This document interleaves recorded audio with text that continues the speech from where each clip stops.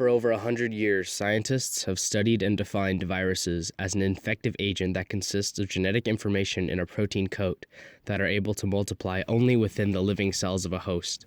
But in the past few decades, a new type of virus appeared in the form of a piece of computer code able to multiply itself within a computer or network. Biological viruses have elaborate structures and methods of replication which have evolved over millions of years.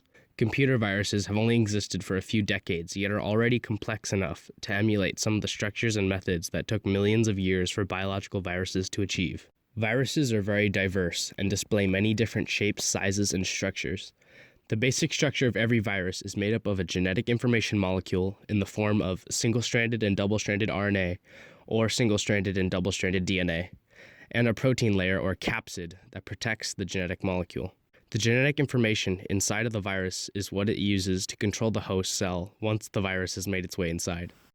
Similarly, there are hundreds of thousands of different types of computer viruses created by hackers, but these viruses are also similar in that they contain code that is usually hidden inside of a file, program, or network connection. The way a biological virus will infect an organism is by using something called the lysogenic or lytic cycle.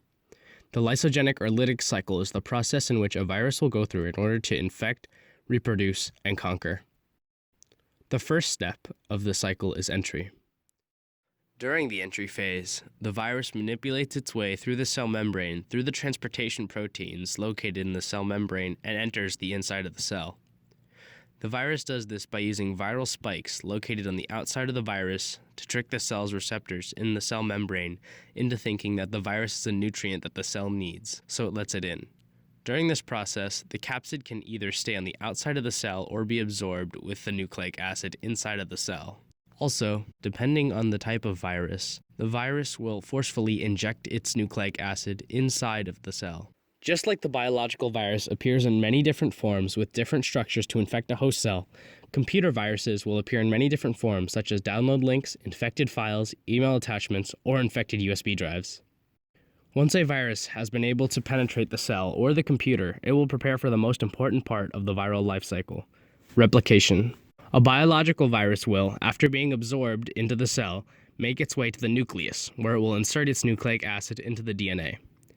By taking over the DNA of the cell, it turns all the organelles, such as the ribosomes, of the host cell into factories and forces them to produce the various structures that make up the virus. A computer virus may replicate itself by making its way into the systems directory of the computer, which controls the major systems of the computer, or copy its data into every file on the computer or network. The next step for the virus is the assembly or modification stage.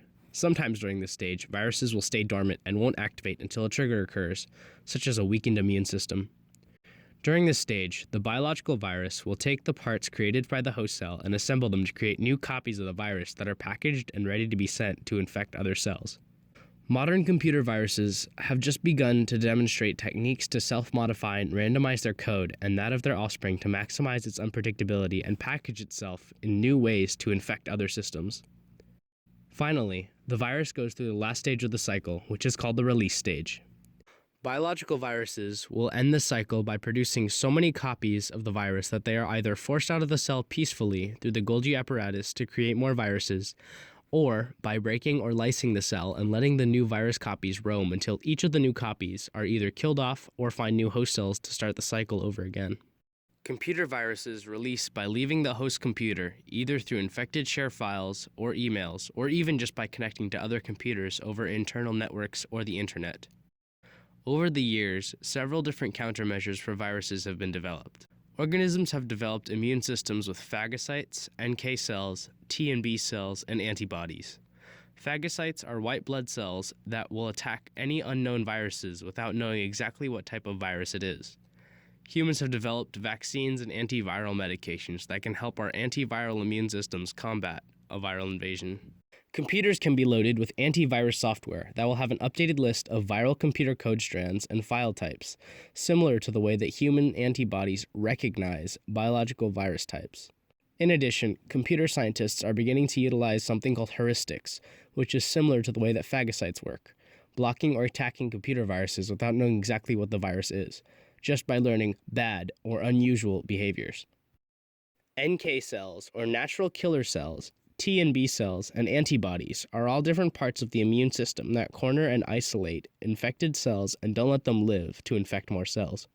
Biological viruses have elaborate structures and methods of replication which have evolved over millions of years. Computer viruses have only existed for a few decades, yet are already complex enough to emulate some of the structures and methods that took millions of years for biological viruses to achieve. Perhaps in several more decades, computer viruses will develop and become utilized for something even greater.